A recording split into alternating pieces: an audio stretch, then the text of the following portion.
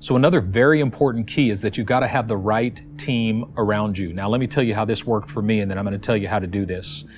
Back in October of 2018, my wife and I went through a financial difficulty and decided that for the time being, we needed to move out of our apartment and move into my parents' home. My parents were gracious enough to allow us to move in.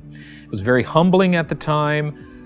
Very difficult decision to make, but we felt for the good of our future and our family, we needed to do it. Now, it turned out to work out really good for us. We were there for 7 months. Then we were able to pay off all of our debt and purchase a new home, and that was great.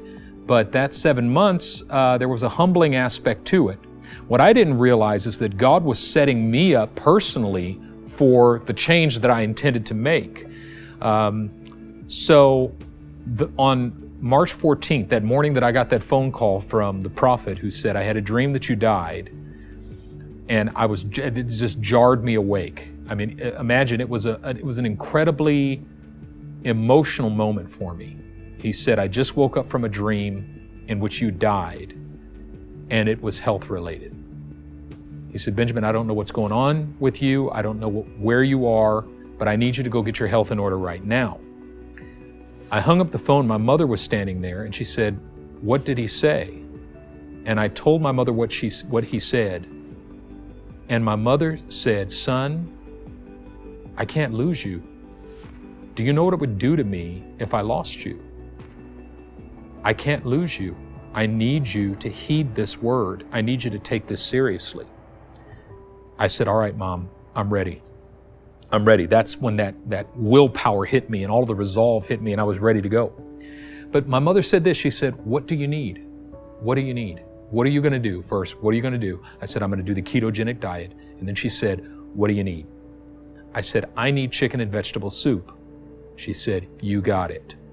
And she went to the grocery store and she bought all the vegetables and she bought all the chicken, and she came home and made a cauldron of chicken and vegetable soup and put it in individual packages and stuck them in the freezer for me. And she made me 3 months worth of soup. In that first batch, it was about a month's worth. Then she made another batch, and then she made a third batch. So that even in the middle of that, we moved into our new home.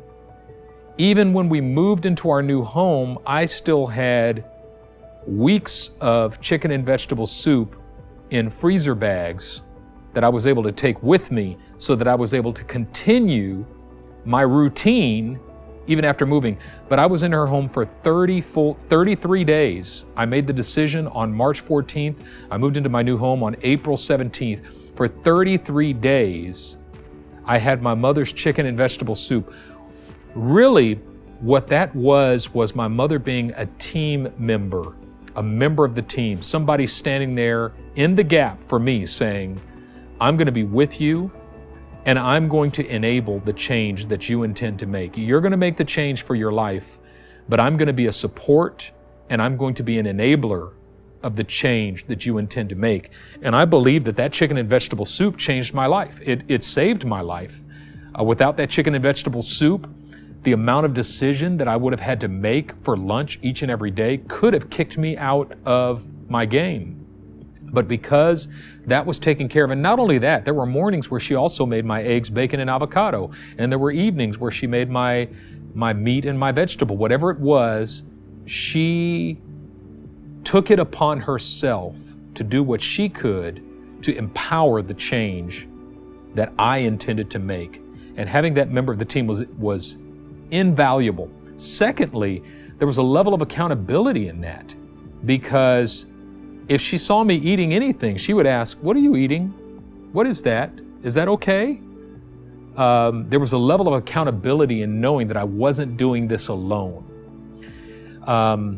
So you need at least one teammate in order to do this. One of the major reasons why life change fails is because we try to do it all by ourselves. We tend to think that we don't need any help. And I fall into that as well, especially after you've had some success and, I was at a place where I'd lost like 40 pounds and I was feeling good about myself. And I started to feel like, I'm the expert now on change. And I was at a birthday party and I was going to have a little piece of cake. And my mom said, should you be eating that? And here's what I'm embarrassed to even say what I said, but I said something like, I've lost 40 pounds and people still think they're helping me lose weight. Said something like really outlandish like that. And my wife said something, I can't remember what she said, but the moment the words came out of my mouth, I knew I was operating in pride. The moment the words came out of my mouth, I realized that I had forgotten that I didn't get to where I am by myself. I had forgotten that if I was on my own, left to my own devices, I would not be where I am. But I had a prophet who called me at 7:20 in the morning and woke me out of my slumber. And then I had a mother standing there in the kitchen who was willing to make my chicken and vegetable soup and my dad was there praying for me every day. Every night my dad would lay hands on me and pray over me. And I had a wife who immediately noticed the change in me and started showing me all kinds of love in a variety of different ways to encourage me. And, my daughter was there and my daughter would say, Daddy, I remember she said to me one day, Daddy, I don't want you to get skinny. And I said, how come? She said, because if you get skinny, number one, you won't be strong. You won't be as strong and you won't be able to hold me. And number two, you won't be as soft and comfortable when you do hold me. And I said, yeah, baby, but if I get skinny, I'll live longer. And she looked at me and said, get skinny. That vote of confidence that I want you to live. The thing that made the team work is that they were in my lives each and every day. The members of my team were in my life each and every day. Now, you might not have that kind of situation where you're living in a house full of people who are uber supportive of the change that you desire to make. Matter of fact, you might be living in a household that might even support the old way of life, the people around you might inadvertently, purposefully, or accidentally try to pull you out of the change that you're trying to make. So the question is, you can't move in with your mama and have her make you soup like I did. So how do you get a team around you? Well, the first thing you need to understand is that accountability is a choice.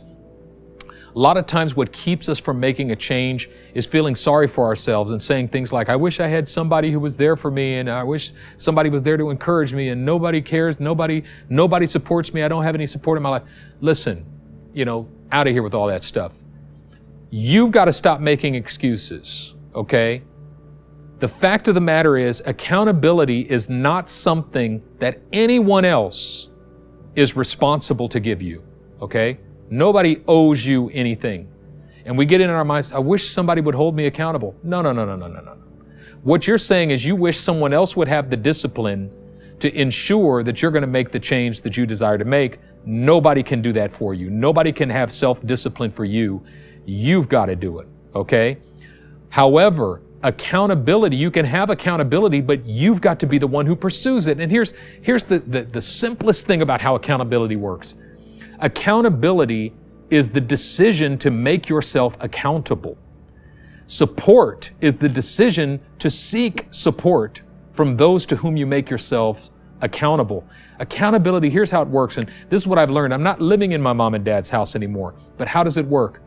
Remember, I said you need desperation plus encouragement plus information. Your need for those three things does not stop after your change begins, even after your change is underway. You need those three things not only to begin your change, but to sustain your change. The difference is, now that I'm not living in my mom and dad's house and they're not around to ask me questions, I have to seek it. I have to seek it from my wife. And here's what I do. Whenever I feel discouraged, whenever I feel despair, whatever it is I feel, whenever I feel like I'm going to fall off the wagon, I just call my dad. I just get him on the phone. And I say, hey, Dad, I'm feeling a little discouraged. Can you pray for me? Just need you to say a prayer. And he prays for me. And you know what? I do that probably 2 to 3 times a week. I'm constantly reaching out. Constantly reaching out. And what I've discovered is that, especially in the initial stage of your change, you need at least one person on your team that you're going to be accountable to every single day. Every day. And this is the key. Even if the willpower hasn't kicked in for you yet, and you're not ready to make your change, and you know you're not ready, but you're preparing your heart and you're preparing your mind and you're preparing your world and you're getting ready for that change, you can still start to build that team. It's simply one person that you don't even have to tell them that you're building your team. You don't have to tell them that they're on your team. You just start calling them every day. Say, hey, there's this thing in my life I want to change. I'm just wondering if you could say a prayer for me, and if I could just kind of let you know how my progress is going. If you could say a prayer for me. Now, here's what makes it even more powerful. If that's somebody that's on your team, if you can be on their team as well. If you can get somebody on your team who also is in pursuit of a major change in their life, so they can hold you up, you can hold them up. Here's what's powerful. Check this out. You're not the only person watching this video.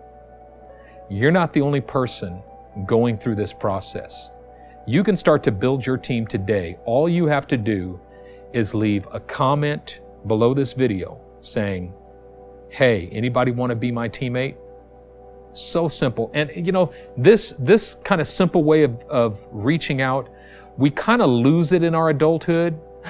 My daughter, she just started a new school, and because we just moved to a new city just a few months ago. And it was really scary for her because she's very shy and she's very sensitive. And so the first morning, she was crying in the morning. She was so scared because she's going to a school where she literally doesn't know anybody. But the second day she was there was a young lady in her class, and she asked her, can you show me where the bathroom is? And that young lady said, sure, come with me, I'll take you there. And she took my daughter to the bathroom. And when they got to the bathroom, the young lady said to my daughter, this is going to sound strange because we just met each other, but do you want to be friends? And my daughter said, yeah. And they became friends at that moment. And my daughter came home that day and she said, I have a friend. Translation, I'm not alone. I made contact. Why? Because somebody was willing to be vulnerable enough to say, do you want to be my friend? Do you know, it seems so simple, but for you to connect with one other person who's in this process and say, hey, do you want to be my friend? Do you want to be on my team? Here's what we'll do. And I'll just make it real simple for you. You exchange phone numbers, which may sound scary, but it's not.